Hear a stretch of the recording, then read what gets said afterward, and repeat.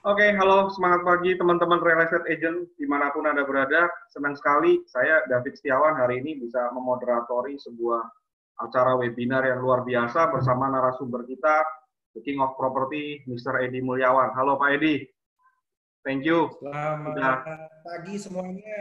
yes, thank you Selamat sudah pagi bergabung bersama semuanya. kita Pak, dan sudah memberikan 6 sesi. Ya, hari ini sesi Ya, merupakan sesi ke-6 ya, ya. puncaknya hari ini Pak Edi. Dan kita lihat, kita sapa teman-teman yang sudah bergabung bersama kita, Pak Edi, ya. Di sini ada sahabat baik Bapak yang selalu join, ya, dimanapun Bapak webinar, ya. Saya selalu ingat namanya Pak Gelora Soekarno, ini luar biasa sekali, Waduh, luar Pak biasa, Gelora luar biasa salut, sukses. luar biasa ya.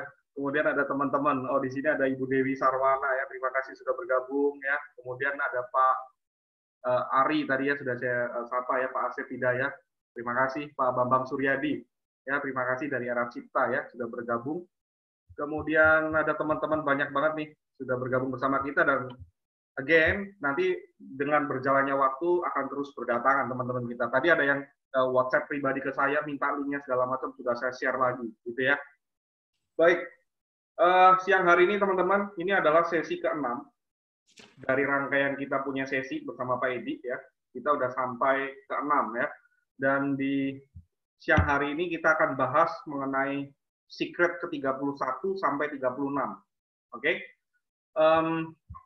Tentu ini sudah ditunggu-tunggu nih Pak Edi. Mungkin kita langsung mulai. Nanti ada penanya boleh. Kalau Anda mau tanya interaktif nanti. Kemudian mungkin tanya lewat Q&A begitu ya. Biar kita bisa langsung tanyakan ke narasumber kita Pak Edi. Baik Pak Edi, kita sekarang masuk ke secret yang ke-31. Silakan Pak Edi. Oke. Secret 31 itu membahas tentang manage your income smartly. Jadi di sini saya lebih menekankan bahwa kita sebagai profesi seorang agent, memang kita ini adalah wira swasta. Jadi kita bukan karyawan, kita bukan orang yang gajian. Kita biasanya mendapatkan income itu kan tergantung dari produktivitas kita sendiri. Ya. Bisa kita mau dapat kecil, mau dapat unlimited, itu kan semuanya tergantung diri kita yang harus kita pacu sendiri. Nah, di sini saya cuma menekankan bahwa apa yang kita dapat ini sebetulnya kita harus sisihkan sebagian untuk kita mempromosikan diri kita sendiri. Selain untuk mempromosikan, kita juga harus punya budgeting untuk membuat diri kita punya value. Artinya kita harus belajar, kita harus melatih diri kita lebih baik lagi, kita harus membranding diri sendiri. Nah, itu biasanya kita kasih range itu minimal di 10%. Ya, Anda punya ini sendiri masing-masing lah. Mau 20%, mau 15%, itu kan terserah gimana Anda mengaturnya ya. Nah, jadi kalau misalnya saya udah dipotong komisi, udah dipotong royalti, udah dipotong sama kantor, udah kita dapat sekian, X rupiah. Nah, X rupiah itu memang kita harus sisihkan 10% itu. Ya, karena in prinsip kita itu begini loh. Masih banyak orang yang punya paradigma, seorang agent itu merasa bahwa member broker itu sebagai atasan. Nah, itu pikiran yang salah gitu loh. Mestinya Karena bagaimana seolah-olah Pak? ada apa tuh semua depends gitu loh. Saya minta, wah ini kan harusnya MB yang support saya. Harusnya MB yang mendanai saya. Saya nggak bisa begini. Saya kan store ke MB ini 50%. Kalau gitu MB harus bayar saya juga untuk dana ini, dana ini, dana ini, dana itu. Ya memang kita ada bagian-bagian tertentu yang memang kita bisa sharing lah. Minta 50-50 dengan MB ya. Tapi dalam hal ini juga kalau kita ingin membranding diri kita lebih lagi, ya kita juga jangan tergantung sama MB gitu loh. Kita mau misalnya ikut seminar atau ikut training, di luar training yang diadakan oleh ERA, ya kita harus bayar. Misalnya sekali kita datang 3-4 jam, ikut misalnya trainingnya James B, bayar 500.000, ya kita bayarlah gitu loh. Karena di sini kan saya seperti tiap tahun rutin, itu memberikan ucapan-ucapan, biasanya ucapan Happy New Year, ucapan nanti bentar lagi Idul Fitri, ucapan juga misalnya lagi, ini contoh aja ya, saya kan di sini kan biasanya saya suka bikin ucapan-ucapan tuh. Nah, itu biasanya itu untuk di akhir tahun itu saya bisa ngeluarin uang antara 12-13 juta untuk Untuk ucapan aja gitu ya. ucapan aja. 12-13 juta. Wow. Nah, Wow. itu pun sebetulnya kenapa? Ini kan sebelum zaman digital ya, itu dari zaman saya awal masuk, itu memang sejak tahun 2000, 2001, 2002, kenapa saya bisa konstan punya prestasi seperti ini? Karena memang itu kebanyakan saya dapat referral listing dari orang-orang itu. Mereka remind saya itu, dia mengingat saya itu biasanya dari kartu-kartu ucapan yang saya suka kirimin rutin ke mereka, gitu loh. Jadi malah ada satu customer saya tuh, ya mungkin nggak tahu kalau customer yang lain ya, cuman mereka itu sampai nempelin gitu loh kartu ucapannya di meja kerjanya dia gitu, dikacain semuanya, dia promosiin kalau ada tamu datang, ini nih kalau urusan sama mau urusan properti nih sama ini aja nih orangnya nih, ahlinya nih, ini nih tuh lihat dia kirim ucapan banyak prestasinya sederet, dia bilang gitu kan. Nah, jadi sebetulnya itu kan nge-branding diri sendiri, itu kan perlu biaya.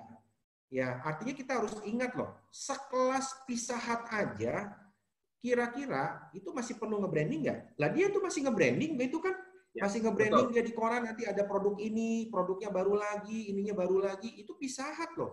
Apalagi diri kita, seorang agent gitu loh. Kita perlu membranding diri kita. Dan itu kita harus sisihkan biaya itu untuk kita bisa membranding diri kita supaya biaya ini menjadi modal untuk kita mendapatkan lebih banyak lagi income ke depannya. Gitu. Karena kita ini, di tubuh kita ini entrepreneur loh, ingat teman-teman, kita itu bukan kerja untuk MB, kita itu bukan kerja untuk Era Indonesia, kita tuh partnership semuanya. Era Indonesia mensupport kita dengan webinar-webinar ini kan sudah alhamdulillah puji Tuhan banget ya, artinya kita gratis ini untuk nonton. Dan kalau misalnya Anda ikut seminar di sana, di luar yang webinarnya Era, bayar itu, bayarnya 200.000, bayar yang link 100.000, itu kan perlu bayar masuk gitu loh. Dan memang ini kan kita bisa belajar dari sini dengan gratisan seperti ini, udah support yang luar biasa sebetulnya. Itu kira-kira Pak. Baik Pak Edi, hari ini yang secret ke-31 Bapak di situ menyampaikan secretnya adalah manage your income smartly, dan di situ Bapak sampaikan Bapak menyisihkan setidaknya 10% untuk Bapak branding. Terus Bapak juga sampaikan brand-brand seperti Pizza Hut tadi juga masih tetap perlu branding, apalagi kita seperti itu ya. Nah pertanyaan saya begini Pak Edi, dari 10% let's say yang kita alokasikan untuk personal branding, apakah itu bisa kembali Pak buat diri kita dalam bentuk misalnya apakah closing lah atau apapun itu, apakah kembali atau justru lebih Pak Edi? Silakan. Ya itu justru lebih banget. Oh jadi lebih kalau ada orang yang apa takut untuk branding, sebenarnya dia juga takut ini ya, juga salah. Pak, keliru gitu ya. Salah, karena mungkin boleh cerita pengalamannya, silakan Pak Edi. Ya, contohnya gini. Ini kan yang namanya kita menyisihkan 10% itu kan sama aja seperti hukum tabur tuai ya. Kita menabur, memang menuainya nggak langsung. Jangan Anda harap masuk 10%, besok lusa balik lagi 30%. Ya nggak gitu. Nah, contohnya saya ini kan cukup menjalin relationship yang baik dengan pihak bank, dengan pihak misalnya contoh lagi misalnya klien-klien yang lama-lama.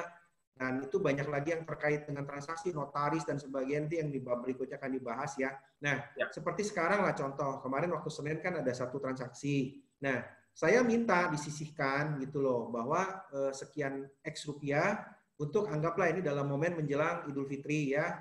Saya kan memberikan semacam ya mungkin makanan buat buka puasa atau apa, sembari saya nganterin kwitansi, saya nganterin kunci rumahnya, itu memang bentuk appreciate yang lain kita terhadap klien. Yes. Dan klien itu kalau sudah begitu, itu kan biasanya ya kita tahu sendirilah, orang kalau sudah ada hubungan yang namanya bukan sekedar uang, tapi hubungan kekeluargaan, itu dia pasti akan lain.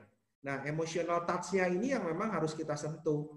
Karena kan kita memperlakukan manusia itu adalah ya sebagai human gitu loh. Dan memang at the end itu akan memberikan manfaat yang jauh lebih besar. Yang itu bukan cuma 10%, bisa jadi dia menjadi referral order untuk beli lagi. Atau bahkan juga dia mereferensikan temannya, mereferensikan saudaranya, mereferensikan tetangganya. Nah itu. Dan memang semua dimanapun, mau usaha dimanapun, pasti kalau Anda lihat, tetap kita harus butuh yang namanya untuk nge-branding, untuk memarketing diri sendiri. Itu memang sudah wajib, gitu harus. Saya tanya aja Pak David, Era Indonesia butuh dana untuk promosi tidak? Pasti butuh. Ada Pak. Pasti butuh, gitu loh. Nggak mungkin enggak. Nah, itu memang Bagus harus sekali, Pak. dibuka.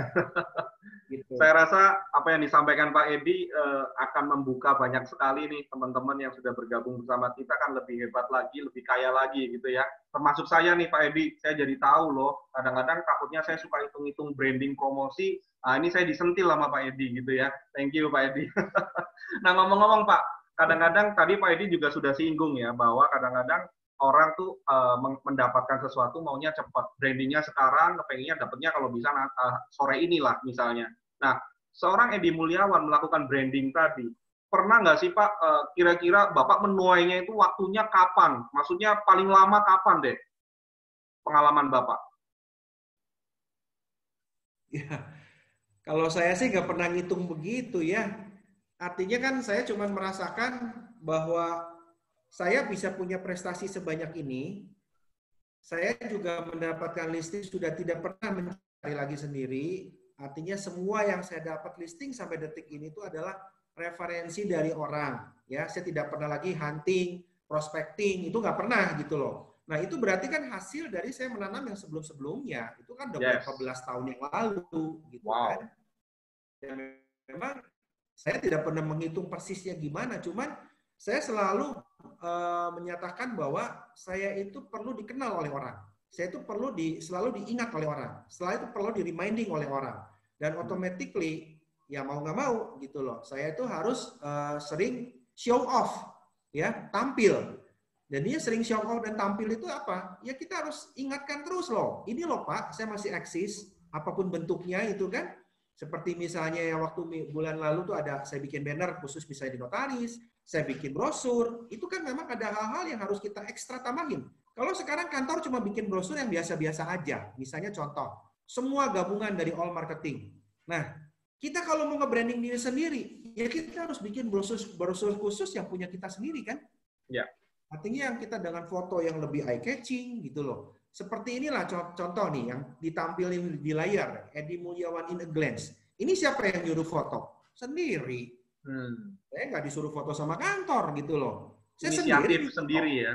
Foto studio, ada 12 pose foto yang saya foto sendiri. Dan itu saya perlukan buat nge-branding diri saya. Mau di WA, mau di Facebook, mau di IG, itu kan saya tampilin foto-foto ini. Biar orang akan ada image bahwa, oh kalau properti hubungi Edi. Nah, Edi mana? Edi Era. Itu kan makanya sampai semua orang menamakan saya Edi Era. Namanya udah diganti, bukan Edi Mulyawan, Edi Era gitu loh. Oke. Jadi orang begitu udah nyebut nama Edi Era, udah selalu ingat kalau mau ada urusan properti di Bandung, hubungi Edi Era. Nah, itu. Jadi memang branding ini kan takes time. Takes time. Memang proyek jangka panjang.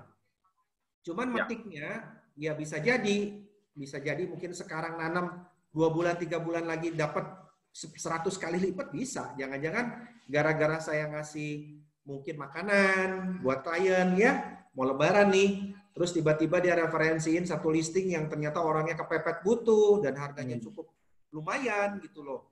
Terus tiba-tiba saya pasarin, saya jual, ternyata bulan depan ada yang beli. Loh bisa. Kita kan nggak tahu kapan itu datangnya gitu kan. Yes. Yang pasti tadi Bapak sampaikan tabur tuai ya. Jadi Bapak sebar dulu benihnya, tinggal tuai waktunya kita nggak pernah tahu, yang pasti akan menuai begitu ya. Jadi teman-teman real estate agent, kita lihat profil Pak Edi Mulyawan di sini sengaja saya tampilkan ini supaya teman-teman juga termotivasi nih, kepengen seperti sosok Edi Mulyawan, bahkan melampaui Edi Mulyawan begitu ya. Tapi untuk mencapai seperti Pak Edi Mulyawan, teman-teman, rahasianya sudah kita kupas 31 sampai siang hari ini ya. Jadi pastikan teman-teman stay tune sampai selesai, karena di puncaknya nanti Pak Edi ada satu pamungkas yang luar biasa sekali secretnya. Oke Pak Edi, di secret 31 ada lagi hal yang mau mungkin Bapak ceritakan, sharing apa di sini? 31 saya pikir, nah itu mungkin bisa ditampilkan yang quotes-nya saya Pak, nah itu loh.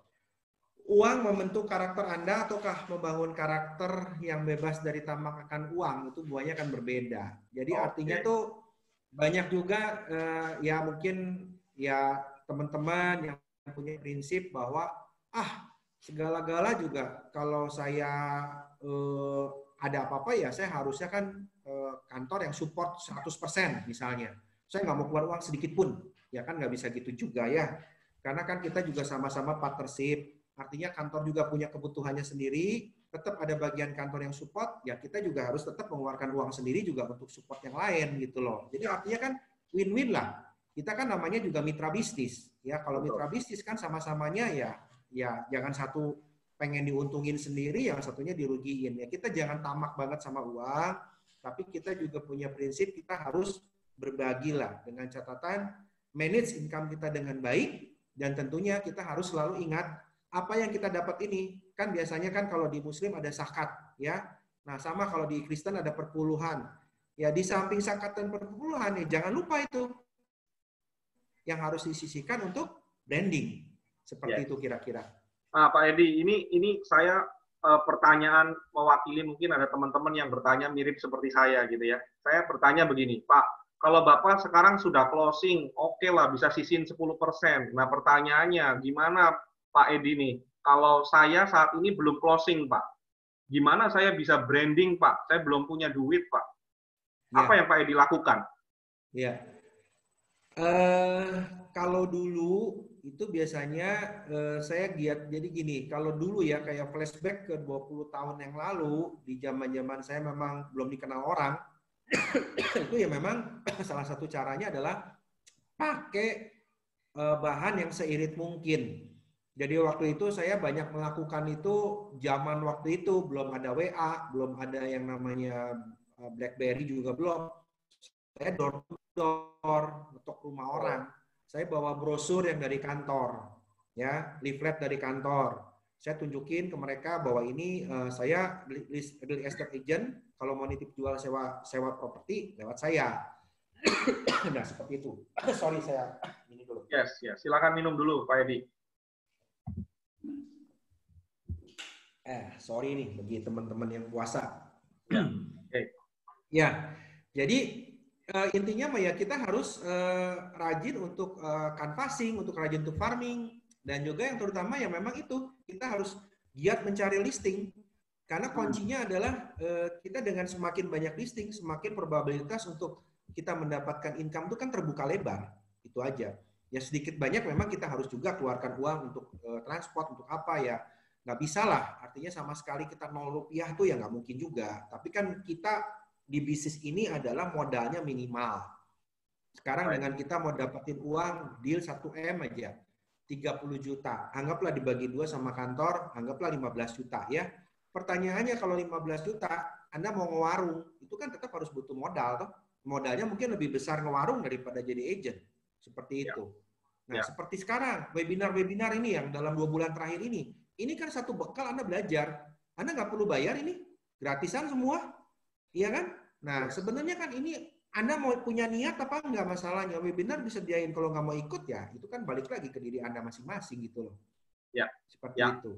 Jadi kalau kita masih startup nih, masih baru mulai atau belum closing, bukan alasan kita untuk tidak melakukan branding ya, Pak Edi ya. Jadi ada banyak cara sebenarnya kita melakukan branding, seperti yang tadi Pak Edi sharingkan 20 tahun yang lalu. Bagi kartu nama juga branding. Ya.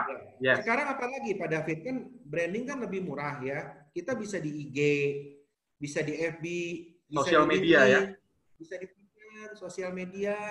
Ya kita bisa nge-branding gitu loh diri kita, bahwa kita memang ada di bisnis ini. Ya kalau misalnya mau, kita belum punya listing banyak, cobalah kita promosiin listing punya teman di kantor. Masa sih nggak boleh?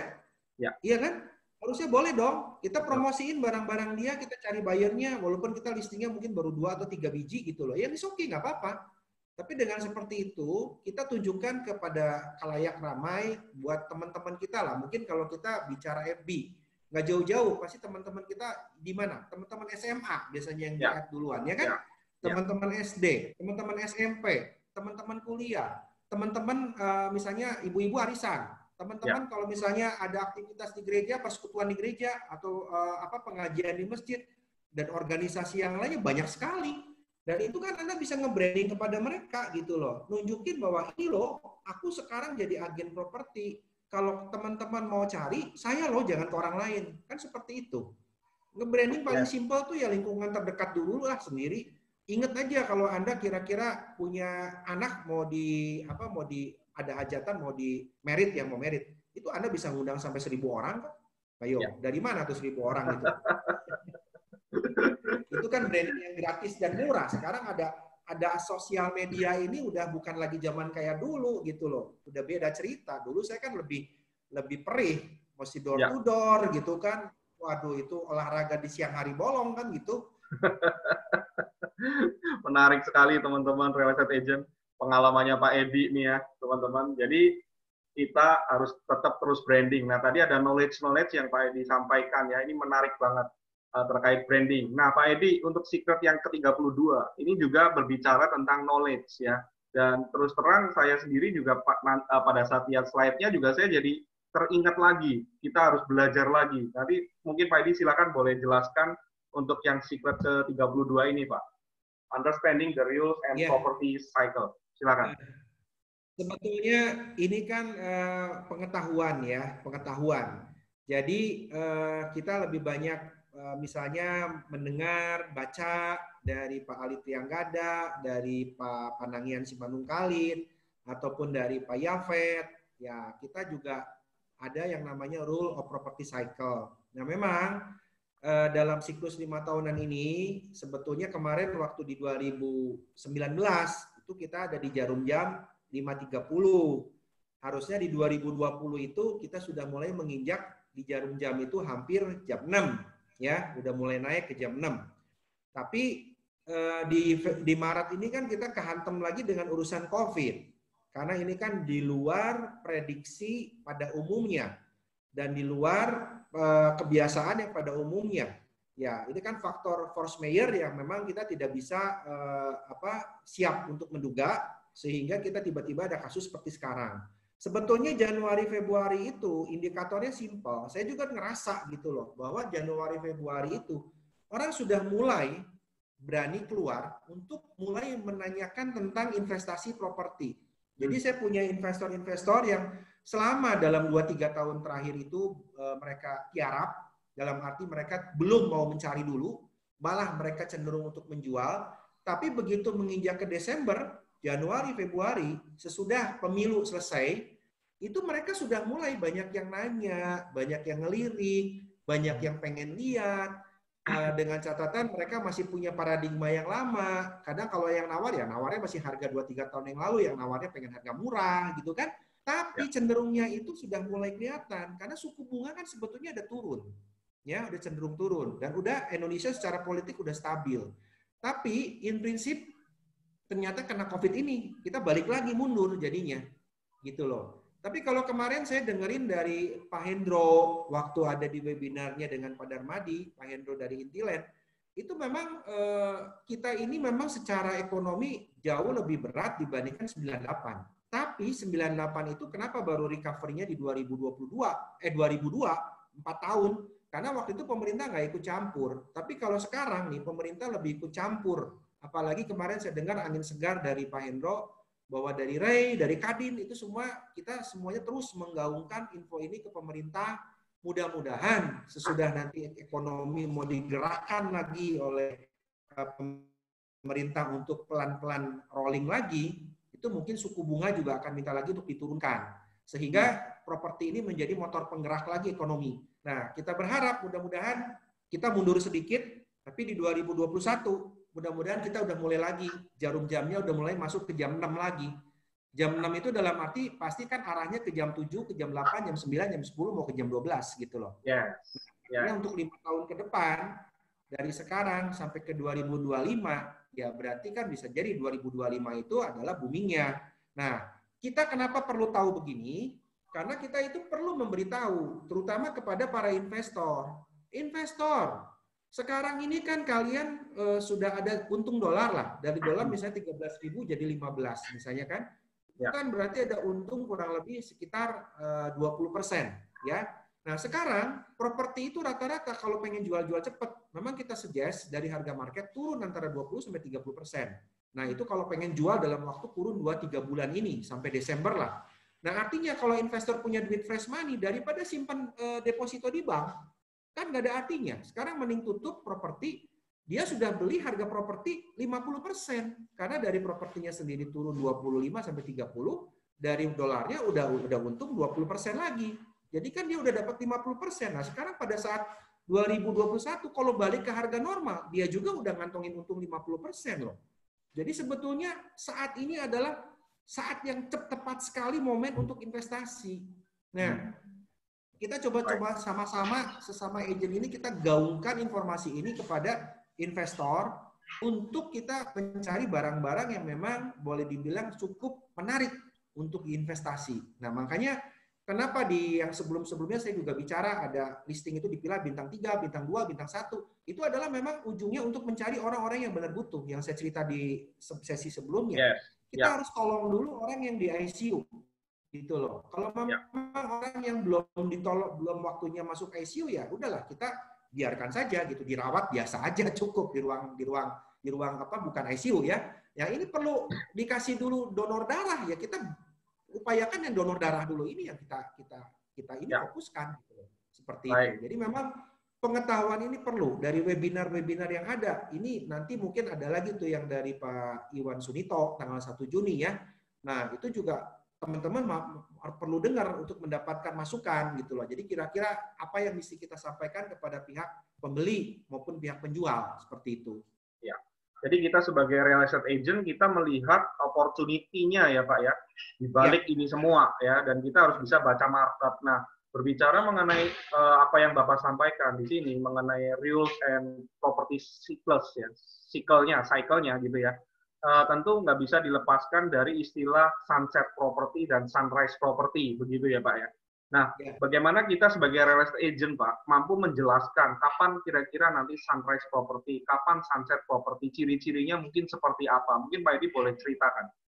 Ya, nah ini mungkin bisa diklik di slide berikutnya Pak. Jadi karakter sunrise itu bukan hanya bicara dari siklus 5 tahunan, tetapi juga dari karakteristik sendiri dari masing-masing kota. Jadi misalnya Anda di Jakarta akan berbeda dengan Bandung, Bandung akan berbeda dengan Jogja. Nah, Jogja juga akan berbeda dengan kota lainnya. Jadi per daerah itu ada spesifiknya masing-masing. Seperti misalnya saya di Bandung, ya, itu ada kawasan baru yang dulu nggak dilirik orang, sekarang jadi berkembang, growing, dan memang sekarang menjadi sesuatu ikon. Nah, walaupun belum ada nih, contohnya adalah di Bandung itu stasiun kereta cepat, ya. Itu ada ending stasiun kereta cepat itu adalah di Gede Bage atau di ujung timurnya Bandung. Dulu itu daerah situ adalah kawasan banjir. Sampai detik ini pun masih banjir gitu kan. Nah, balik lagi kayak model Kelapa Gading yang Ting-Ting bilang, Kelapa Gading juga banjir. Tetapi toh propertinya masih growing. Karena aktivitas bisnis dan kegiatan orang-orang di situ itu tidak ada matinya. Gitu loh. Even banjir pun tetap masih jalan. Nah, sekarang dengan adanya kereta cepat, itu kan automatically kegiatan itu kan menjadi berubah wacananya. Yang dulunya nggak ada apa-apa, sekarang jadi ada apa-apa. Orang berburu di situ, beli invest, untuk bangun hotel, ada yang untuk bangun apa, mall, untuk bangun apa, termasuk di situ kan Sumarekon masuk. Nah, itu kan dulu harga tanahnya berapa sih? Ratusan ribu, puluhan ribu bahkan gitu loh. Sekarang kan Sumarekon kita bisa hitung harganya berapa itu per meternya. Di situ sekelilingnya udah sekarang mintanya 5 juta, 4 juta, ada yang 7 juta, ada yang 8 juta gitu loh. Dan itu harganya growing sekali. Itu adalah kawasan baru dan sunrise. Nah, artinya sekarang kondisi ini kita harus lihat karakteristik itu macam-macam. Ada juga karakteristik sunset di mana perumahan yang dulunya bagus ya sekarang menjadi menurun. Contoh misalnya di Bandung itu ada daerah-daerah tertentu perumahan-perumahan yang tahun 70-80 itu menjadi primadona. Tapi sekarang rumahnya itu berkesan kumuh. Kenapa? Karena rumahnya udah tua-tua, nggak ada upgrade. Nah, kawasannya jadi kawasan tua. Kadang developernya ada yang udah kabur lari sehingga jalannya rusak. Jalannya bolong-bolong, swadaya masyarakatnya nggak jalan gitu loh. Itu kan otomatis untuk investasi orang tidak menarik. Nah, dibandingkan mungkin perumahan-perumahan yang umurnya mungkin masih di bawah 20 tahun gitu ya. Nah, itu kan mungkin akan berbeda. Nah, kawasan tua tapi stabil, itu juga di Bandung. Contoh misalnya kayak daerah-daerah sekitar Gedung Sate, daerah kawasan Dago, itu rumah-rumah Belanda. Kan itu zaman dulu sebelum kemerdekaan juga rumah-rumahnya udah ada. Mungkin kalau di Jakarta kan seperti Menteng lah, yang rumahnya harganya udah bukan lagi di bawah 10 M ya, harga tanahnya mungkin udah 50 juta ke atas sampai ratusan juta ke atas lah. Kalau di Bandung kan belum nyampe ke situ. Tapi intinya adalah orang yang di Bandung ini kalau misalnya belum memiliki rumah, di daerah kawasan tua yang seperti ini nih, yang stabil, yang seperti Dago, Riau itu ya, atau di Menteng di Jakarta, itu dianggapnya dia belum punya prestisius sebagai orang yang punya duit gitu loh. Karena kalau ditanya, wah itu daerah misalnya di Bandung kayak Jalan Kiai Gede Utama, itu belakangnya Bromius, sayapnya Dago. Wah itu kebanyakan yang rumah pabrik X, pabrik Anu, pabrik Anu, pabrik Anu, itu semua ngumpul di situ semua, orang-orang pabrik gitu loh. Nah, atau mungkin Cipaganti, itu daerah-daerah kawasan tua juga dulu kan. Tapi ya memang ya jalan-jalan itu yang menjadi primadonanya orang-orang untuk punya prestisius sendiri di Bandung gitu kan. Nah, seperti itu.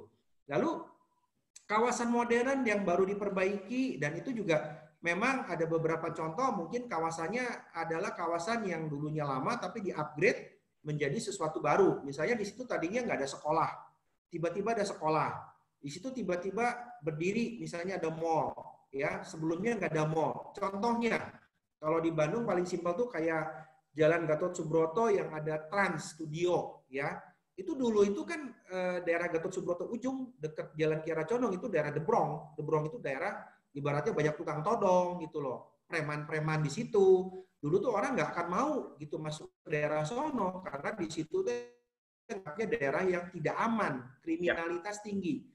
Nah, tapi begitu dibikin Trans Studio Mall oleh Pak Chairul Tanjung, itu menjadi sesuatu yang lain sekarang. Di situ daerahnya dihidup. Nah, lingkungan sekitar yang harganya tadinya mungkin murah, sekarang jadi naik. Nah, itu adalah kawasan modern yang baru diperbaiki. Jadi semua Anda bisa melihat loh. Kalau orang bertanya, pada saat pembeli nanya, saya mau invest di mana? Nah, itu harus Anda menjadi seorang konsultan, tahu bahwa kalau ini di sini Pak, kalau ini di sini Pak, kalau ini ke penjual juga kita bilang, ternyata misalnya mau jual harganya juga tinggi. Wah nggak bisa Pak, Bapak ini kawasan tua, udah turun harganya, udah nggak bisa seperti dulu gitu loh.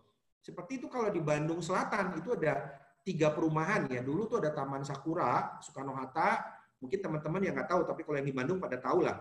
Bahwa itu kan dulu kawasan elitnya orang Bandung Selatan. Sumbersari itu kawasan elitnya orang Bandung Selatan tahun 70. 80-an Taman Sakura.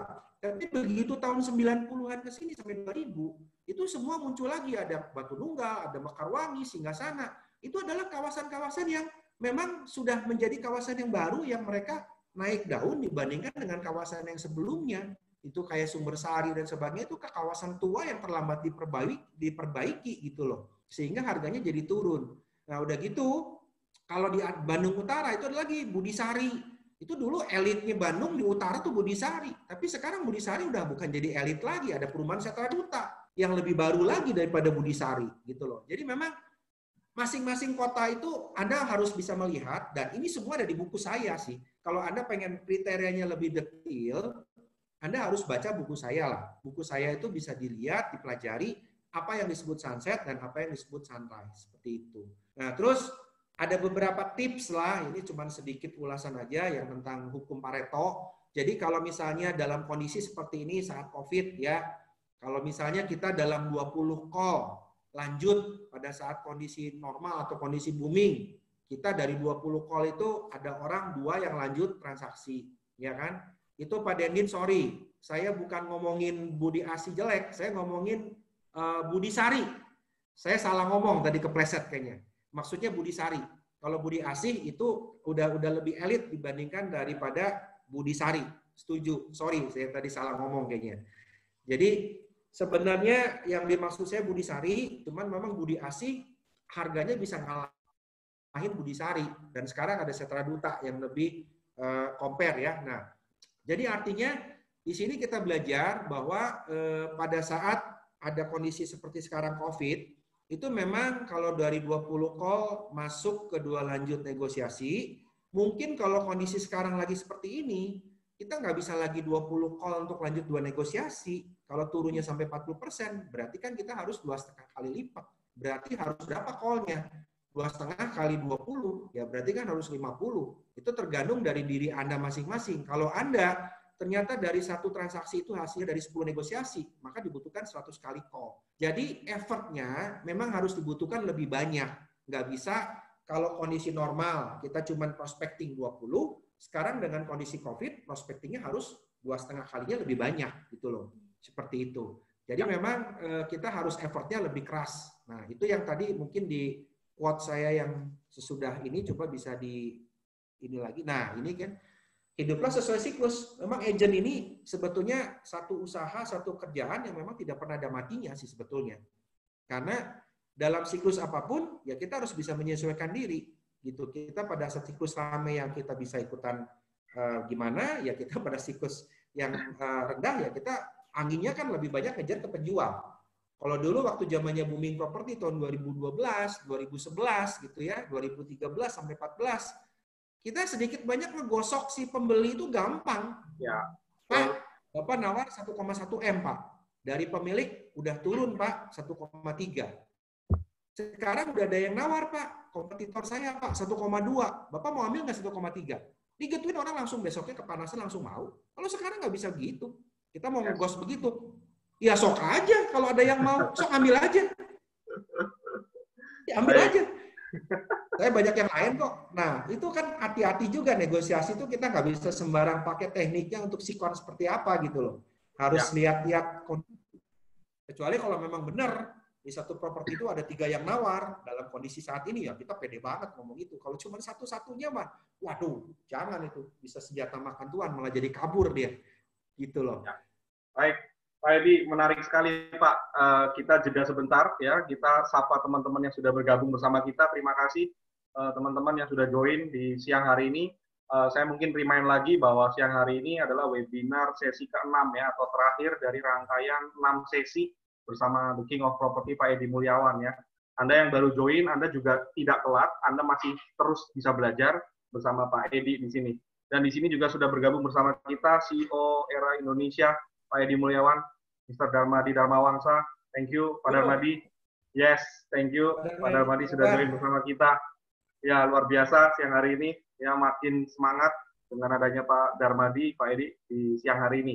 Oke, Pak Edi, berbicara tentang tadi Bapak punya slide ya. Bapak bilang bahwa di bisnis ini sebenarnya bisnis yang di berbagai siklus kita bisa hidup karena kita jadi agent harus ngerti caranya bertahan dan menyerang seperti itu, seperti quotes yang tadi Bapak sampaikan. Kemudian tadi Bapak juga mengatakan untuk mempertahankan konsistensi transaksi ya, kita tuh harus bagaimana caranya.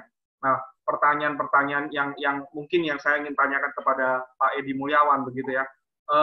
Di tengah situasi seperti ini, Pak, apakah seorang real estate agent knowledge tadi, porsi knowledge dengan porsi skill, Pak, itu berapa persentase yang ideal menurut Pak Edi Mulyawan? Ya, harusnya mah ya seimbang ya. Karena knowledge itu dengan skill itu kan sebetulnya satu kesatuan yang nggak bisa dipisah gitu loh. Jadi tetap in prinsip ya harus dua-duanya balance seperti itu. Dan tadi dituntut untuk teman-teman yang punya investor harus ngerti poin-poin yang tadi Pak Edi sampaikan ya, karakteristik tadi ya. Karena gini Pak, seorang real estate agent itu seperti yang Pak Darmadi suka ngomong tuh, kita tuh ibaratnya ya harus punya senjata segala macam gitu loh.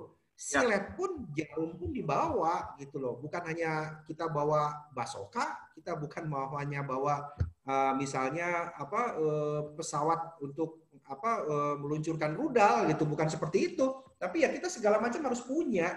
Karena pada saat tertentu kita harus mengeluarkan senjata itu ya apapun yang kita pakai, entah silet sekalipun ya kita pakai kan gitu.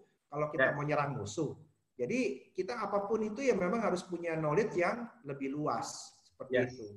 Oke, baik Pak Edi. Sekarang kita mau melangkah ke secret yang berikutnya, Pak Edi. Ini secretnya makin ke atas, makin panas nih. Topiknya luar biasa ya. Yang ke-33 nih, Pak Edi.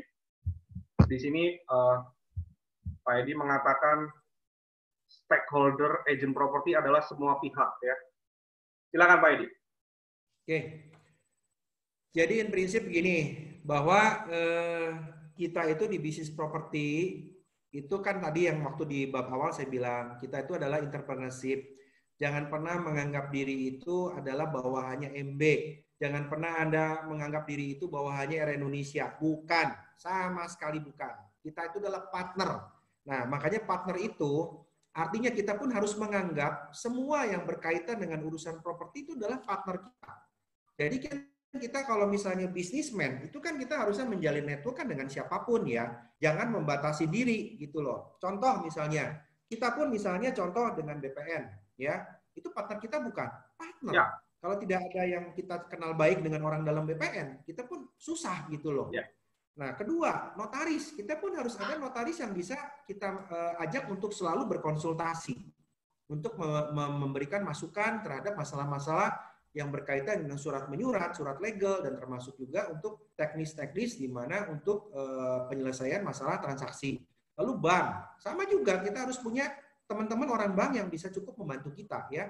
Nah, seperti kayak kemarin kan waktu ada masalah awal COVID, itu kan saya kebetulan memang ada yang cukup dekat sekali dengan analis banknya dan sebagainya, yaitu memang akhirnya kita meminta bantuan beliau gitu untuk melancarkan proses KPR di bank. Walaupun memang di banknya sendiri dia sendiri ada policy dari pihak pusat, tapi sedikit banyak ada attention, perhatian lah dari pihak mereka.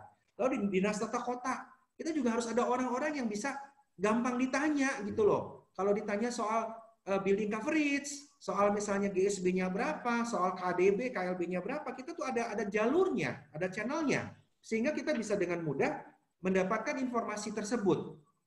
Sesama agen properti, itu yang saya senang sekali gitu loh, bahwa kita semua di zaman seperti saat ini kita adalah perlu kolaborasi, bukan kerja sendiri gitu kan?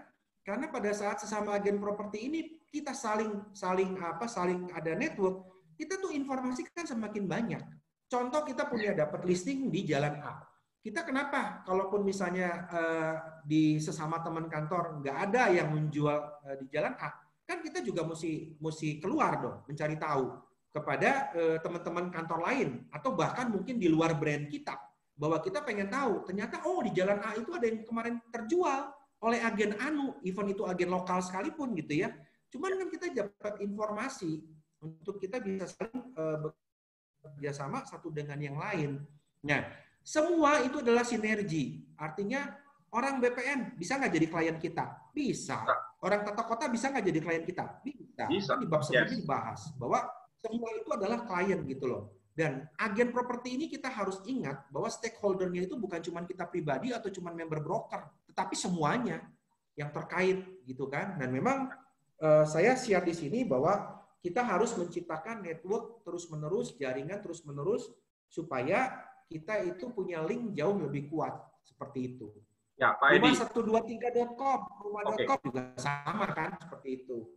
Yes, betul. Itu juga, Pak Edi, mohon maaf, saya ingin menarik sekali yang tadi Pak Edi sampaikan ya. Di sini di slide Bapak mengatakan from network to network and finally network. Nah, pertanyaannya Pak, bagaimana cara seorang Edi Mulyawan bisa menjalin network dengan orang yang ada di BPN, dengan orang yang ada di notaris, dengan ada orang yang di bank, di mana dan seterusnya. Itu bagaimana caranya, Pak? Menjalin network dengan secara profesional tentunya. Silakan.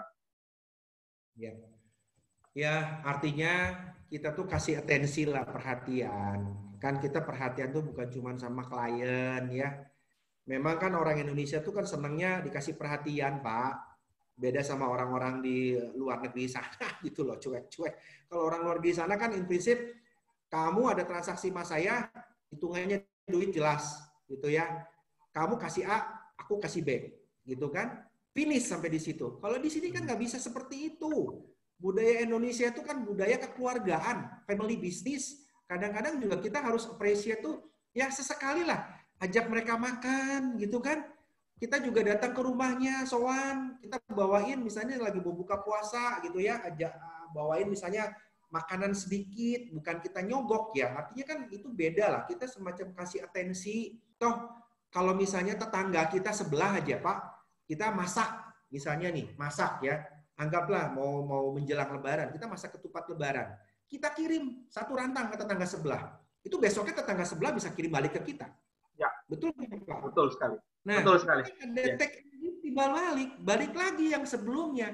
Jangan hitung-hitungan sama duit loh. Gitu loh. Kita itu kan manusia. Manusia itu perlu diperhatikan. Ya kalau misalnya contoh dia sakit. Ya, ada saya misalnya karyawan bank yang melahirkan. Saya tengok gitu kan. Saya bawa itu gift untuk ininya, untuk ucapan turut berbahagia. Ada yang duka cita, ya saya datengin lah, gitu kan? Misalnya di yayasan, ya saya datengin, saya ucapkan duka cita sama dia, gitu loh. Walaupun itu hubungannya kan bukan hubungan, gua datang ke sana ya, ini duka cita, tapi gue kan nggak ada transaksi. Ya jangan begitu mikirnya dong, saya mau duka cita, dia perlakukan sebagai manusia, itu teman. Anggap sebagai seorang sahabat, dia sahabat saya gitu loh. Dan itu pada saat seperti itu, saya tidak lupa itu, selalu momen-momen itu di agenda saya catat. Tanggal ini, hari ini, si A ulang tahun. Tanggal ini, hari ini, si B ulang tahun. Nah, terus tanggal besoknya wedding anniversary, ya kan? Tanggal besoknya lagi, apalagi tuh misalnya ada ulang tahun suaminya, istrinya, anaknya. Nah, kalau kita bisa tahu sampai orang tuanya ya, kita juga bisa ngucapin juga gitu, kirim satu ucapan selamat ulang tahun. Seperti itu. Jadi orang itu karena dihargai sebagai manusia, dia akan balik menghargai kita. Jadi perlakukan orang itu bukan sebagai benda atau objek, subjek gitu loh. Jangan semua melulu dilihatnya cuma lu tuh mukanya muka duit. Duit aja duit gitu kan. Kalau nggak bawa duit gua nggak mau. Ya itu salah. Prinsipnya harus dirubah gitu loh. Yes. Menarik sekali.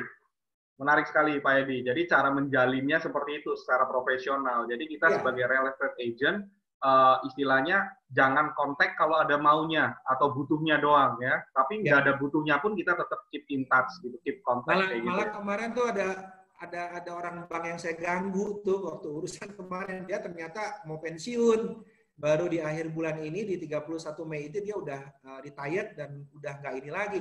Dia kayaknya ketemu saya tuh sedih banget, Pak Edi. Aduh, kita udah kenal puluhan tahun ya Pak.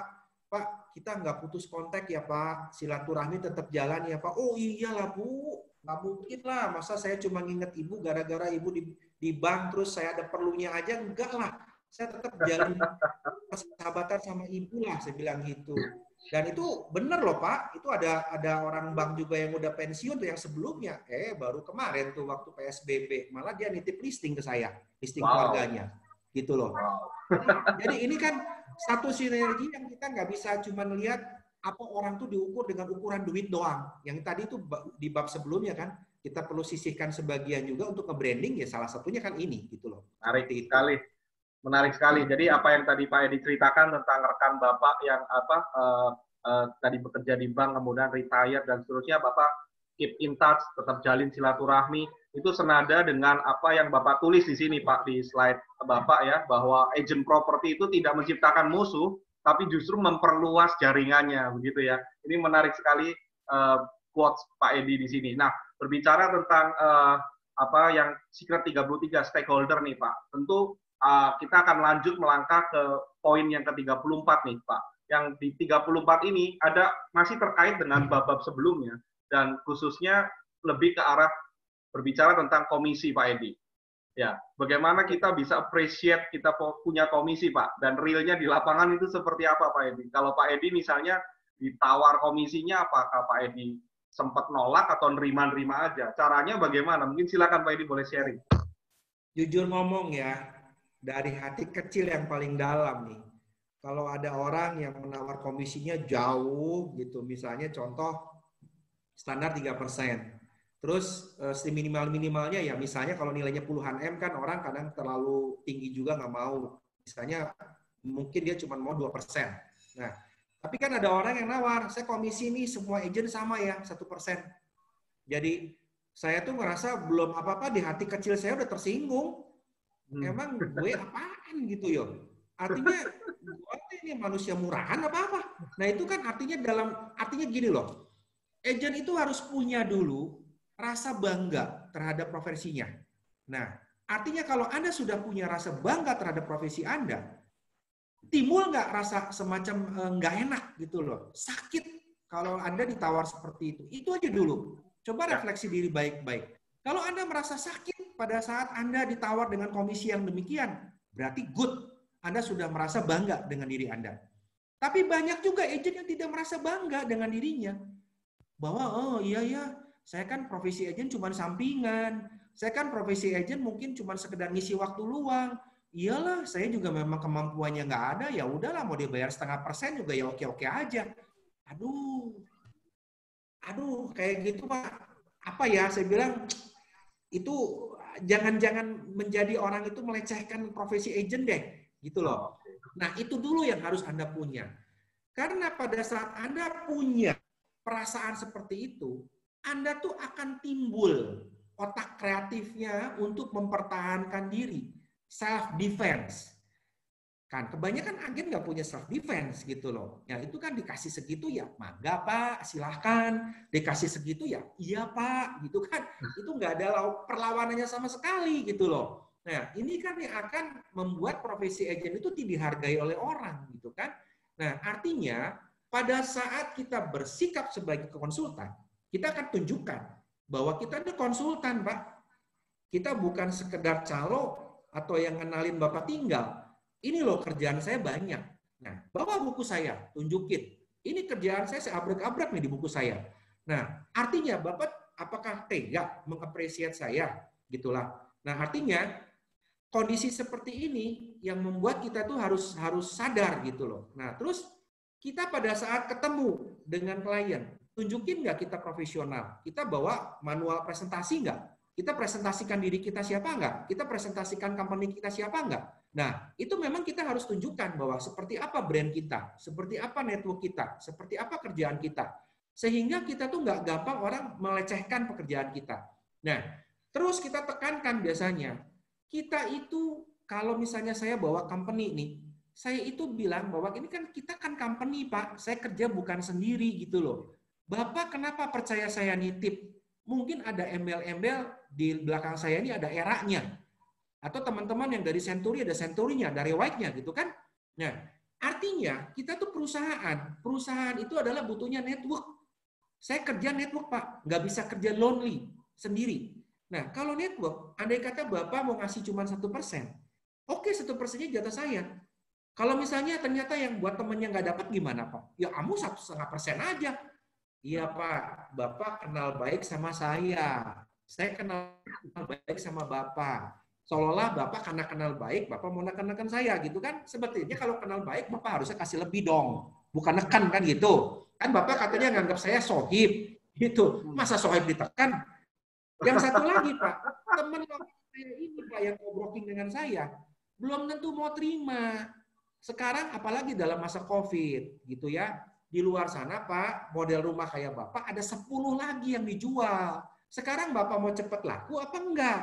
Nah, mungkin teman saya akan bawa tuh ke sono tuh yang ngasih komisinya 3%. Bapak masih persen, udah aja nanti urutan kesekian belas, Pak. Mungkin udah beres COVID juga belum tentu kejual. Kan gitu loh. Sekarang Bapak dengan 1% itu, coba bandingkan dengan bunga Bapak yang harus bayar per bulan, anggaplah 10% bunga bank. Apa artinya, Pak? Itu kita bikin lagi compare setelah kita tahu bahwa ternyata ada kebutuhan dia memang harus bayar bunga bank. Nah sekarang Bapak bunga bank 10%. 1% sekarang kejual, Bapak bisa saving 120% dalam 1 tahun kalau Bapak nggak kejual. Mau pilih mana? Gitu loh. Nah akhirnya kebanyakan dari saya itu kalau udah dikasih penjelasan begitu, ya udahlah, saya ngikut gimana dia aja deh. Gitu loh. Yang penting rumah saya cepat terjual. Nah kalau ada yang kondisi ngotot begitu, biasanya saya bilang, Pak, sorry Pak, Bapak saya tampung, tapi sorry itu saya juga pikir-pikir dulu. Udah gitu seminggu kemudian dia balik lagi nanya gitu ya. Nah, udah gitu ditanya sama dia, gimana Pak itu properti saya belum pasarin Pak, kan komisinya belum sepakat. Saya juga nggak berani tawarin ke teman-teman. Teman-teman juga nggak pada mau bawa klien ke sana, gitu loh. Ya udah menurut you komisinya berapa? Iya harusnya 2% lah Pak minimal Pak. Itu Bapak memang benar nilainya 20M. Tapi ya jangan kecil segitu lah Pak. Nggak ada yang mau, saya bilang. Ya udahlah, sok cepat laku 2% gitu loh. Nah, terutama bagi agen-agen baru, ya intinya jangan kaget lah kalau komisi ditekan-tekan. Tapi intinya gini, agen baru ini coba bawa brand company Anda, tunjukkan bahwa kebesaran company Anda itu memang mau nggak mau itu menjadi backupnya Anda gitu loh. Dan tunjukkan bahwa Anda di kantor Anda punya network seperti itu. Ya, menarik sekali Pak Edi. Jadi seorang Edi Mulyawan pun kalau ditawar juga bisa aja menolak ya, nggak main terima aja ya Pak ya. Dan di dalam tadi Pak Edi sampaikan, saya mengutip beberapa benang merah bahwa bagaimana cara kita appreciate kita punya commission. Sebenarnya first kita mesti proud dulu sama diri kita dulu. Kita bangga sama diri kita sebagai agent property. Kalau kita nggak bangga dengan profesi kita, bagaimana orang lain appreciate sama kita? Itu poin yang pertama. Yang kedua, perlu disampaikan juga bahwa klien juga kenapa harus bayar komisi standar. Kita kasih komisi standar. Kenapa? Karena kita kerjanya teamwork, begitu ya Pak Edi ya. Sehingga kita bisa closingkan propertinya dengan efisien. Dan di sini Pak Darmadi juga memberikan tips luar biasa nih Pak Edi siang hari ini ya. Mungkin saya akan bacakan tips dari Pak Darmadi. Jadi seringkali karena sebagai seorang agent mungkin kurangnya waktu untuk presentasi di depan customer-nya, sehingga di depan pemiliknya, sehingga pemilik nggak bisa bedain apa bedanya kita sebagai agent profesional dengan yang lain, seperti itu Pak. Nah akibatnya kalau kita nggak punya waktu untuk presentasi, ya kita mestinya jadi agent harus mampu minta waktu untuk kita jual diri kita, sehingga orang kalau mau nawar juga seperti Pak Edi tadi punya bargaining position, seperti itu ya. Dan di sini Pak Darmadi juga sampaikan bahwa seringkali agent properti itu desperate nih, karena bukan kenapa-apa, karena dia justru karena nggak punya listing atau listingnya sangat kurang, sehingga dia no choice lagi Pak, dia akan terus digencet begitu. Kemudian poin yang berikutnya Pak Darmadi di sini katakan juga pesan ke kita sebagai agent real estate profesional, kita jadi agent jangan kaget kalau ditawar, oke? Jadi jangan kaget. Kalau kita begitu apa-apa kaget, kemudian panik, alhasil ya kacau semuanya, begitu ya. Thank you Pak Darmadi untuk masukannya buat kita siang hari ini. Baik, Pak Edi, mungkin berbicara tentang self appreciation with commission nih Pak, masih kita lanjutkan. Silakan Pak Edi. Saya tambahin sedikit ya Pak. Boleh, silakan. Sedikit tentang presentasi listing ya.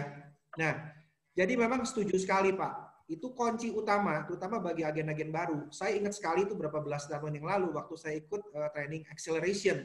Itu memang kan yang harus ditonjolkan banget itu adalah presentasi listing di awal.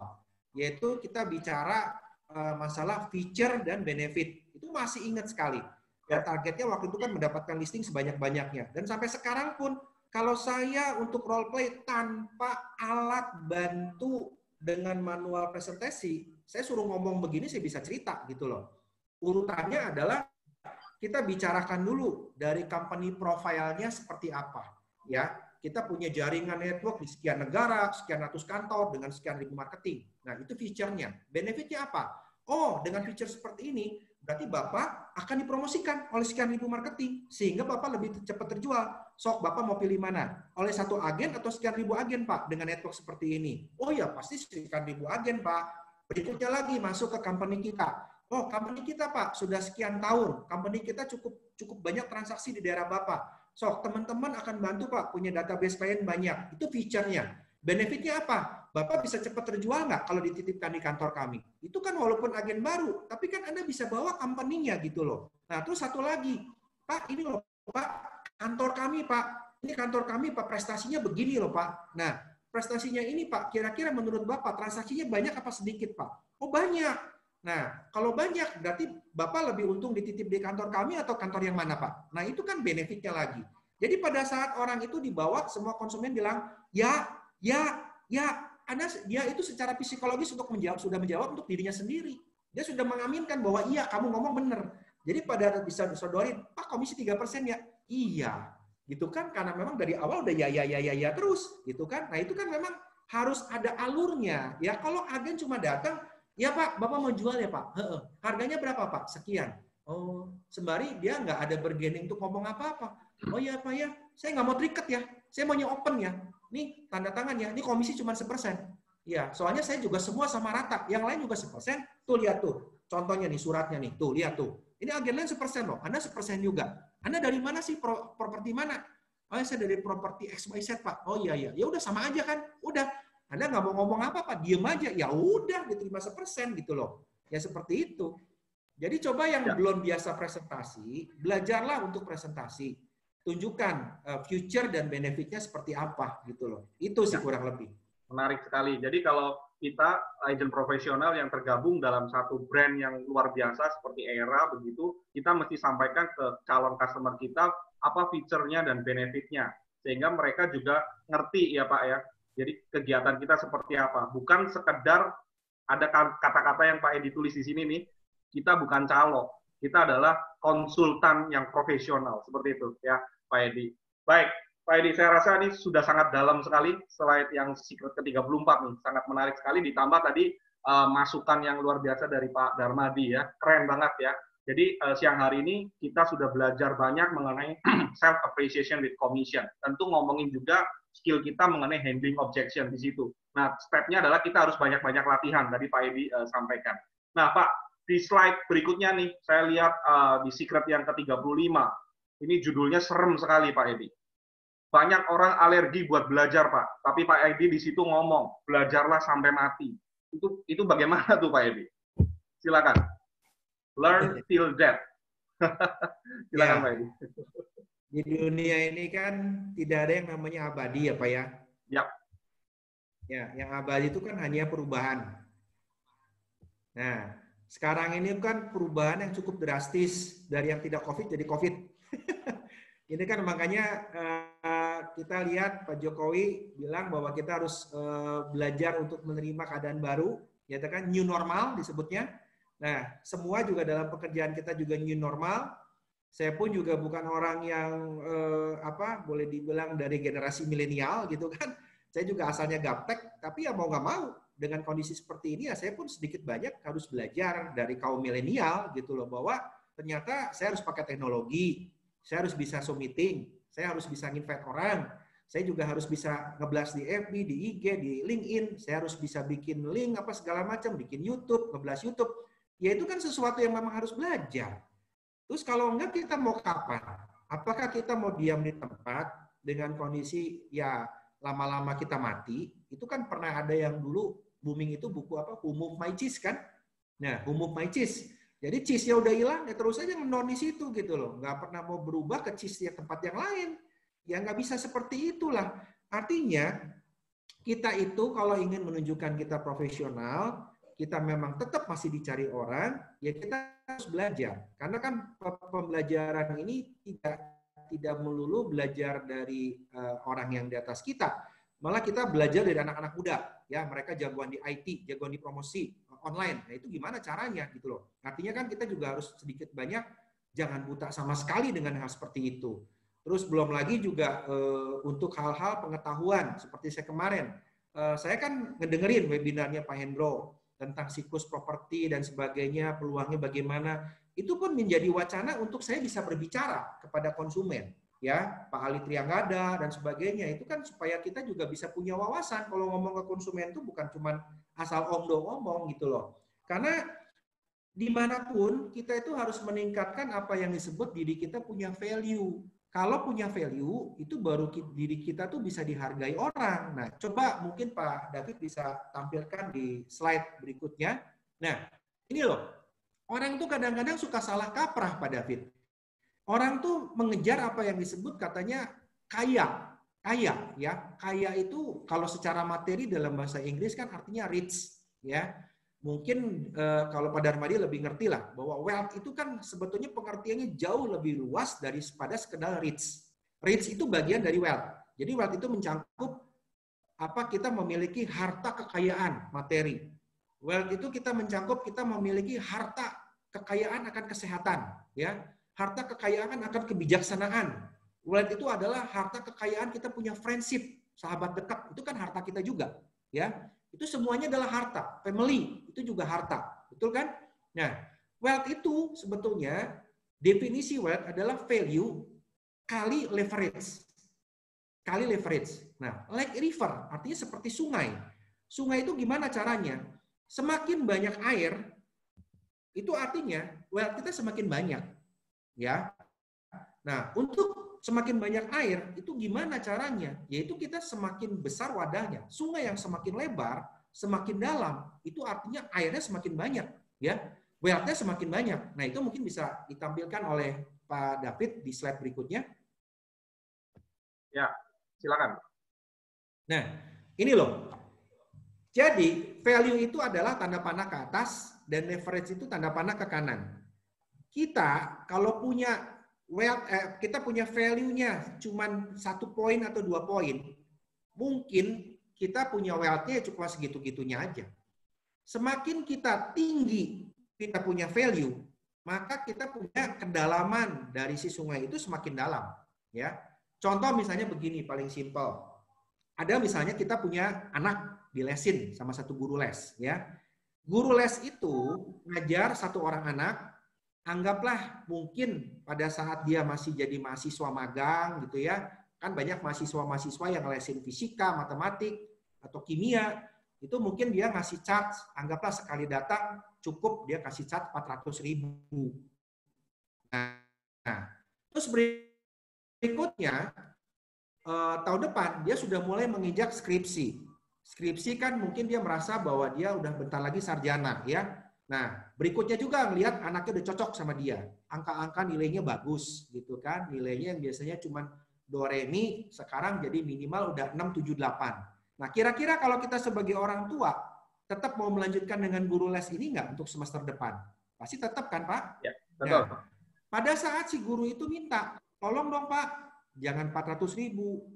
Kan sekarang juga segala-gala naik. Boleh nggak Pak saya naikkan jadi 800.000? Kira-kira kalau kita ngelihat orang tua anaknya udah cocok, hasilnya ada, ternyata guru les ini punya value yang luar biasa buat anaknya, mau nggak 800.000? Mau. Iya. Ya kan? Ya. Bisa jadi mau.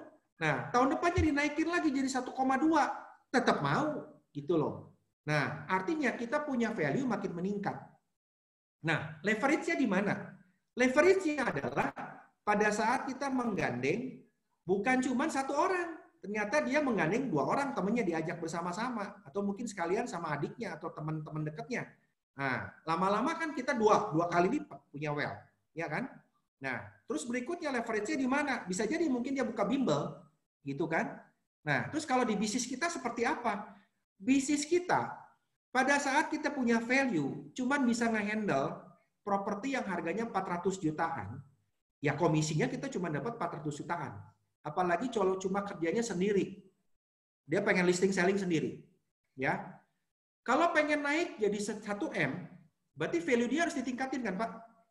Cara presentasi dia harus diganti, dia harus belajar presentasi dia lebih baik lagi, knowledge dia juga harus dirubah, karena perilaku yang punya duit 1M, 2M akan berbeda dengan perilaku orang yang punya duit 400 juta. Nah, akan berbeda tuh grafik panah ke atasnya itu akan berubah, akan lebih tinggi lagi. Nah, pada saat dia menghandle yang 10M, lebih tinggi lagi kesulitannya.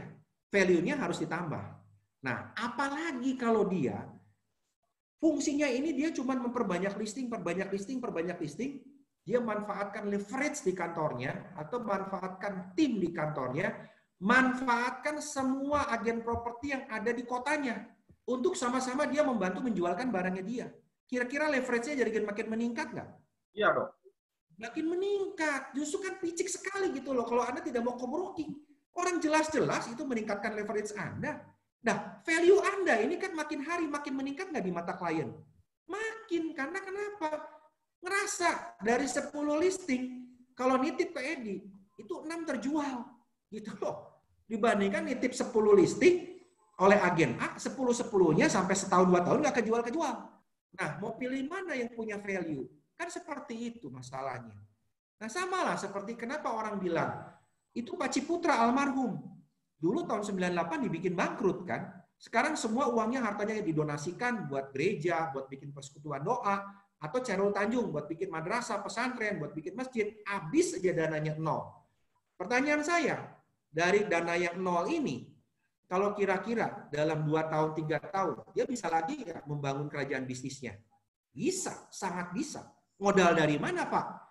Bisa ada pemodal yang investor yang punya duitnya berlebihan, tapi dia tidak tahu bagaimana cara mengelola bisnis, ajak join. 50-50, Pak Chairul Tanjung kasih 50%, pemodal 50%. Bisa browsing lagi? Bisa, karena dia punya blueprint value-nya. Value-nya itu dari mana? Ya Anda harus learn till that. Terus tingkatkan value Anda. Belajar gitu loh. Nggak pernah Anda stop untuk belajar. Karena dengan belajar, Anda punya nilai. Ada pada saat ngomong, coba Anda bisa ketemu orang itu kalau yang sudah lama-lama di properti akan tahu persis. Ketemu orang nih, ini orang itu kelihatan gitu loh. Oh ini nih orang yang kayak begini nih. Ada orang yang mungkin kelihatan banget, wah ini orang kayaknya pintar luar biasa nih. Diem tapi kelihatannya begitu sekali ngomong, ini kena nih. Ini berarti orang luar biasa nih pintar. Nah ini kan kita bisa melihat gitu, orang itu punya value sejauh mana. Nah, orang yang kadang-kadang cuma diem gitu ya, nggak banyak ngomong, sekali ngomong tuh langsung kena. Nah, ini orang-orang yang menurut saya punya value sangat tinggi. Dia lebih banyak listen, mendengar. tetapi dia bisa banyak menyimak, seperti dia rendah hati ikut ngedengerin, padahal dia tahu di otaknya dia mesti ngapain dan mau ngomong apa, strateginya mesti gimana.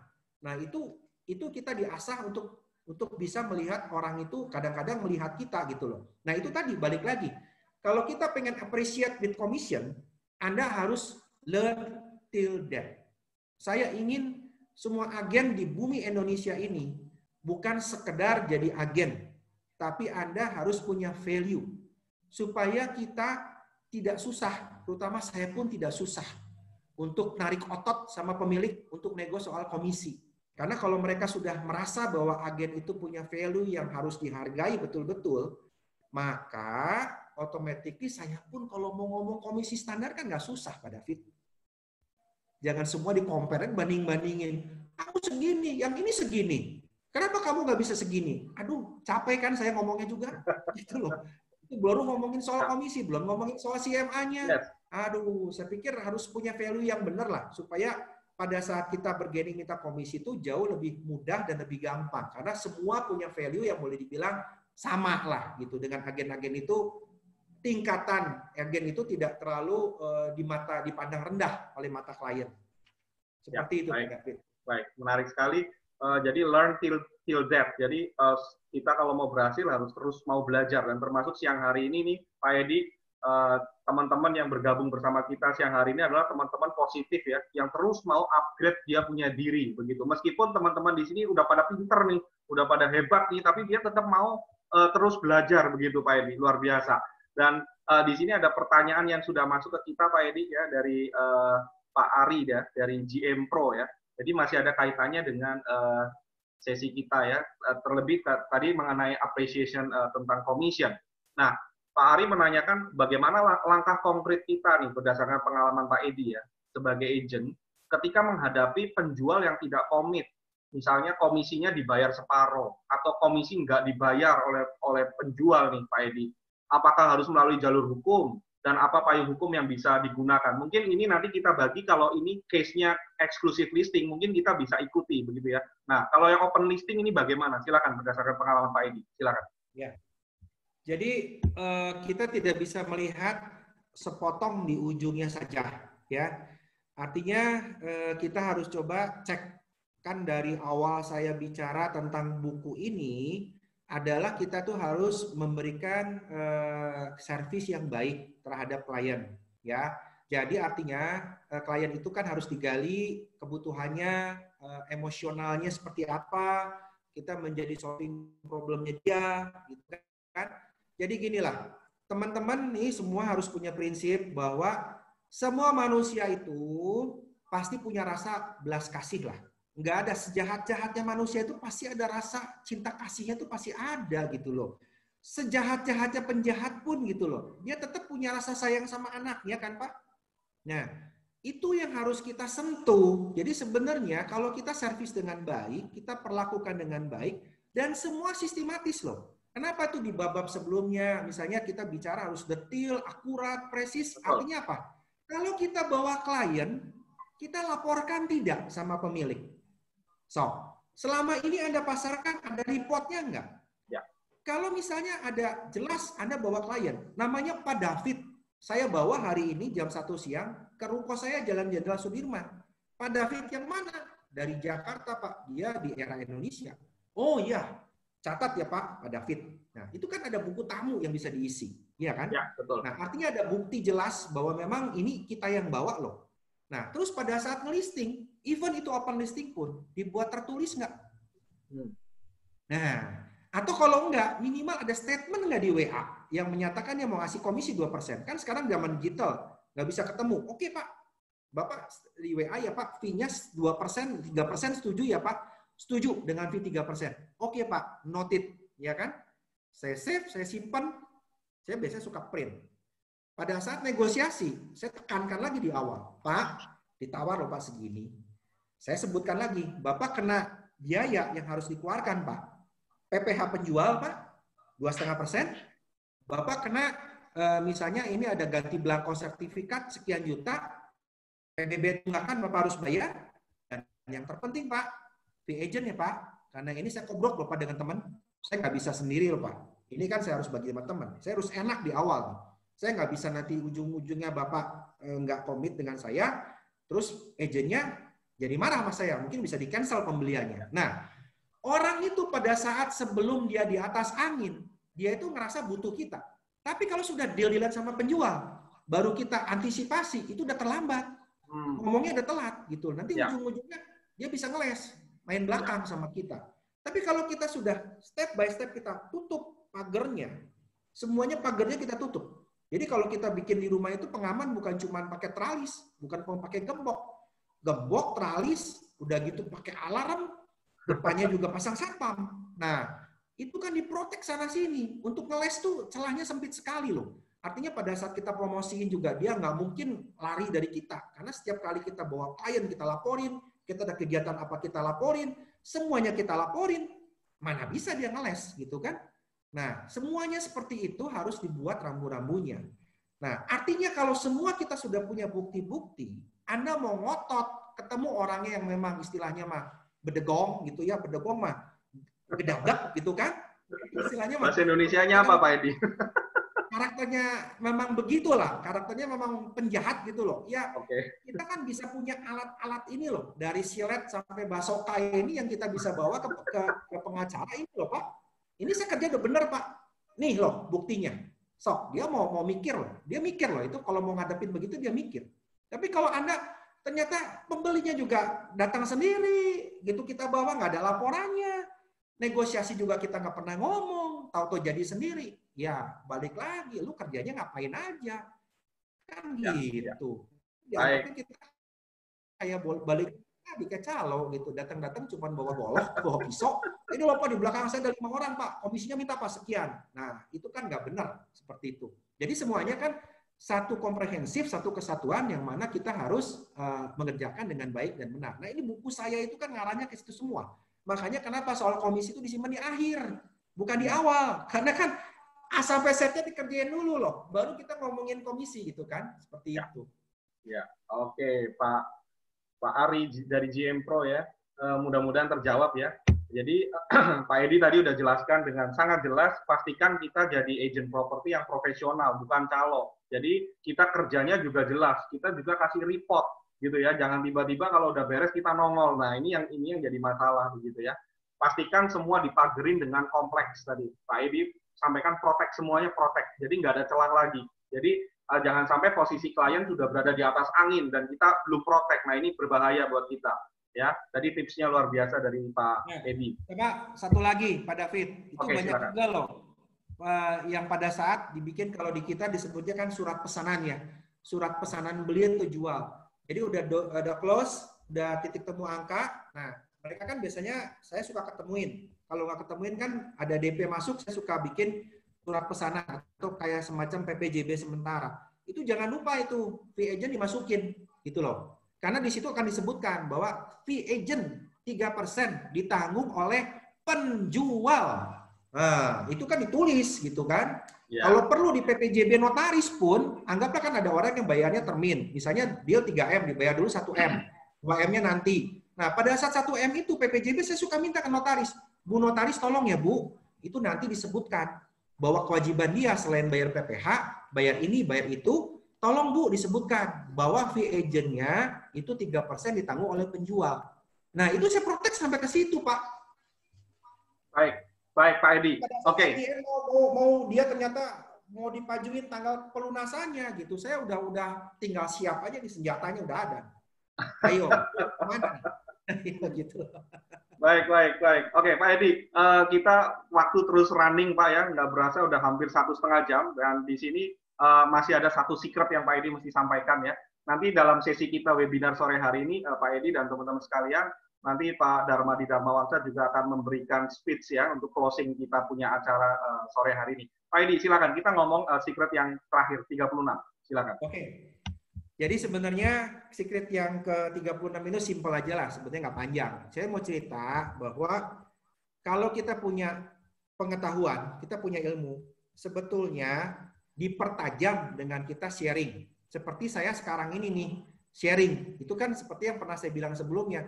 Mungkin saya ditampar pipi kiri, pipi kanan oleh diri sendiri. Kalau saya ternyata ngomong di sini, ternyata banyak hal yang saya nggak kerjakan, gitu loh. Itu kan sama aja saya kan menampar diri sendiri ya. Kamu tuh gimana dulu ngerjain ini kok sekarang nggak dikerjain. Nah ini loh diingetin.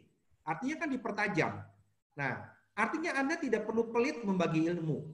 Contoh, kalau misalnya Anda orang yang cukup senior lah di kantor, anggaplah lebih dari 2-3 tahun ya. Kenapa Anda tidak membentuk tim misalnya? Untuk Anda punya downline ke bawah yang Anda bisa bagikan ilmunya. Untuk Anda juga bisa menjadi saluran berkat buat orang lain. Dan juga untungnya buat Anda, kalau misalnya contoh, pada saat yang sebelumnya, di bab sebelumnya saya pernah bilang, saya punya 5 listing. Ya, 5 listing itu ternyata 5-5-nya, orang semuanya pengen minta dilihat pada jam yang sama. Atau hari yang sama yang kira-kira jamnya mepet, cuma beda 15 menit, 20 menit. Nah, kalau kita ternyata udah ngatur waktu, ternyata nggak bisa gitu loh. Mungkin yang bisa diatur cuma satu, yang 4-nya harus berbarengan. Kita harus minta bantuan siapa? Kita kan harus minta bantuan teman. Ya. Teman yang paling dekat siapa? Yang ternyata mungkin pengen sevisi dan sepaham sama kita, biasanya teman satu tim. Yang artinya kan teman satu tim yang ngantar. Sekarang kalau teman satu timnya kira-kira pinter, ada manfaatnya buat Anda nggak? Ada. Anda balik lagi tadi kan, leverage. Ya kan? Kalau 4-4-nya ternyata bisa dihandle oleh tim Anda dan itu bisa closing semua, Anda bisa punya uang lebih banyak daripada Anda satu handle sendiri, satu closing. Artinya jangan pelit bagiin ilmu. Sebetulnya dengan Anda berbagi ilmu, Anda tuh menjadi lebih pintar gitu loh. Dan itu yang penting. Itu aja sih intinya. Baik. Terima kasih Pak Edi Mulyawan sudah menyampaikan 36 secret ya sampai hari ini. Sudah 36 semuanya teman-teman. Dan di sini Pak Darmadi Darmawangsa sudah bersiap bersama kita. Kita berikan applause buat Pak Darmadi. Silakan Pak Darmadi. Wow, luar biasa. Suara saya terdengar? Yes. Saya mau beri applause untuk Pak Edi Mulyawan dan Pak David Setiawan ini. Thank you Pak Darmadi. Ini kebanyakan orang nonton drakor, drama Korea, tapi saya nonton drakor, drama properti. Tidak ada satu orang pun buat acara drama properti yang serinya 6. Nggak ada, Pak. Saya lagi Netflix untuk ngadain nih, taruh nih Netflix, Pak Edi Mulyawan. Luar biasa. Satu kata untuk Anda luar biasa. Kenapa? Karena Anda masuk ke tingkat yang cukup tinggi di dalam hidup manusia, yaitu Anda mau berbagi. Saya sangat yakin manusia di dalam kehidupannya itu selalu mau mengambil untuk diri sendiri. Dan satu poin dia akan merasa bahwa tidak ada hal yang berbahagia jika kita tidak membagi. Dan Pak Edi Mulyawan sudah membagikan begitu banyak waktu, keringat, pengalaman dari buku The King of Property yang harus saya katakan sebagai buku kitab suci properti yang harus dimiliki oleh semua agent properti. Kenapa Anda mesti reinvent the new wheel? Kenapa Anda harus menciptakan roda yang sudah dikerjakan oleh orang lain? Pak Edi Mulyawan pengalaman 23 tahun, malang melintang, digebukin penjual, digebukin pembeli, ditekan sana, ditekan sini. Sudah banyak ceritanya begitu bagus. Dan saya senang sekali buku ini komplit sekali. Karena kalau Anda melakukan tugas Anda A sampai Z, pada akhirnya komisi Anda bukan ditawar, malah ditambahin. Saya kasih tahu. Komisi Anda ditambahin. Kenapa? Customer tuh happy. Karena customer banyak yang tidak happy dengan agen properti saat ini. Agen properti dititip listing, hilang. Agen properti dititip listing bukannya jawaban. Agen properti banyak yang tidak kerja tetapi meminta komisi. Jujur, bisnis kita ini tercoreng karena banyak orang yang hanya mau tapi tidak mau kerja. Saya yakin kalau Anda bisa lihat video ini ulang lagi nanti, dan ini juga ke YouTube di mana satu persatu secretnya dia bahas. Saya sangat yakin ini buku panduan seperti center yang begitu terang mengajarkannya tapi juga kita kerjakan semua terlihat akan mudah dan Anda akan merasa bangga menjadi real estate agent property. Dan sekali lagi saya katakan kepada Pak Edi Mulyawan, cuma setiap jejak-jejak kita di dalam hidup ini akan terlihat. Dan mungkin Pak, ada orang-orang yang mau berterima kasih sama Bapak. Aduh, aku baca itu buku, dapat sesuatu, aku dapat sesuatu, tapi terucap pada Anda. Itu banyak.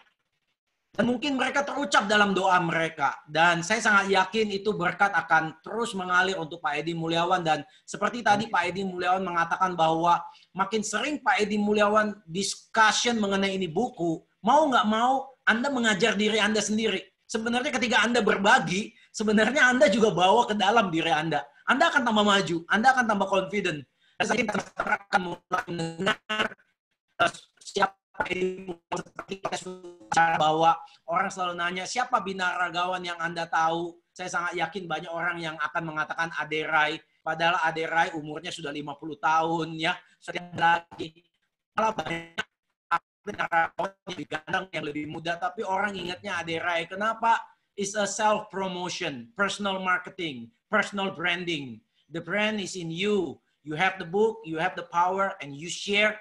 Dan saya cukup terima kasih Pak Edi Mulyawan, dan saya sangat yakin banyak lagi agen-agen yang bagus yang akan memberi sumbangsi untuk bisnis industri ini. Terima kasih Pak Edi, jangan kapok-kapok untuk berbagi, karena ketika Anda berbagi 1, 5 akan balik ke Anda. Sukses untuk Pak Edi Mulyawan, terima kasih Pak David Setiawan, dan kepada seluruh pendengar webinar ini, kita belajar, mari kita maju. Karena sukses menanti untuk orang-orang yang mau membuka diri untuk menjadi seseorang yang lebih baik. Terima kasih, sukses untuk kalian berdua. Thank you dari saya. Thank you Pak Darmadi, thank you. Pak Edi, thank you. Yeah. Oke, dengan demikian berakhir pula sesi kita, Bapak Ibu sekalian yang sudah bergabung bersama kita. Jadi hari ini kita sudah lengkap nih 6 session, sudah bersama Pak Edi Mulyawan. Sekali lagi, saya mengucapkan terima kasih Pak Edi atas waktunya dan dedikasinya ya untuk dunia properti.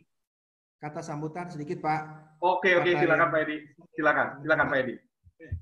Terakhir Pak, saya juga terima kasih sekali buat Pak Darmadi, Pak David, dan khususnya Indonesia yang telah memberikan kesempatan kepada saya untuk bisa berbagi dan sharing ya. Nah, buat teman-teman satu lagi nih yang memang tadi Pak Darmadi bilang, buku The King of Property ini adalah kitabnya untuk para agen. Mungkin Anda bisa pesan bagi yang belum beli, itu bisa ke sekretaris saya namanya Ibu Winda 08965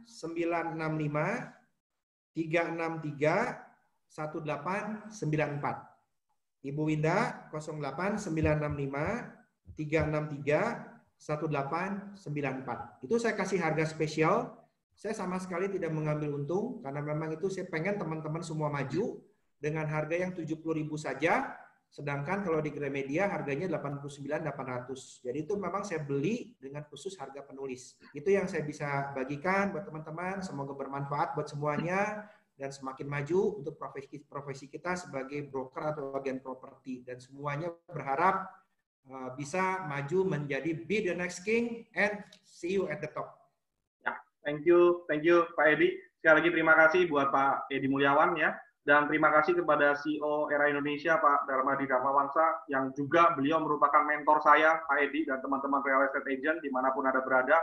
Pak Darmadi ini merupakan guru juga buat saya, begitu ya. Saya banyak menimba ilmu dari beliau, dan luar biasa. Saya bisa bicara seperti ini, juga saya belajar dari Pak Darmadi Dharmawansa. So, thank you so much, Pak Darmadi. Dan thank you buat teman-teman real estate agent yang sudah bergabung dari awal seri sampai seri yang ke-6 nih, terutama untuk nama-nama yang tadi kita sebutkan, Pak Edi Mulyawan. Di sini ada sahabat baik kita, Pak Gelora Soekarno yang luar biasa sudah bergabung bersama kita dari awal sampai hari ini. Ada Ibu Heidi di situ, ada Ibu Yumiko, dan banyak sekali teman-teman yang mungkin saya tidak bisa sampaikan sebut satu persatu. Ya, anyway, saya thank you so much. Sekali lagi luar biasa, sukses buat kita semua, dan see you at the top, see you di another webinar berikutnya. Oke, thank you semuanya Pak Edi, Pak Darmadi, dan semuanya. Thank you. Bye-bye.